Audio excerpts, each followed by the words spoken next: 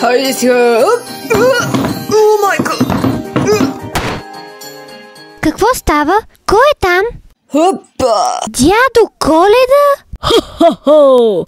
Весела Коледа, Мише! Ще ме извиняваш, но май ми поразместих керамидите и комина. А майче даже направих и в дводлатина в пода ти. Нищо на теб. Всичко ти е простено. В комина ли беше заседнал? Така изглежда. Явно през последните месеци доста си попрекалил с коледните сладки. И защо мислиш така? Иначе нямаше да си така пълен. Не бива да правиш такива прибързани заключения. Може да има много други причини за пълнотата на един човек. Какви? Може да е наследил тази черта от родителите си, точно както ти имаш къдрава коса като майка ти. Може това да е предизвикано от някое заболяване. Много болести, засягащи хормоните, карат хората да пълнеят. А може и да е страничен ефект от лекарствата, които човек приема. Понякога хората наистина преяждат, но много често го правят не защото не ги интересува, а заради стрес или други външни фактори. Не бях се замисляла за това. Забелязал съм това. Видях как ти и твоите приятели се подигравахте на пълничкото момче от вашия клас.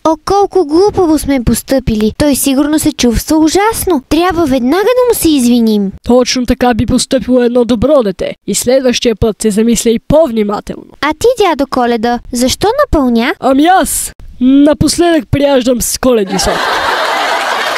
Четете повече на вижте.bg.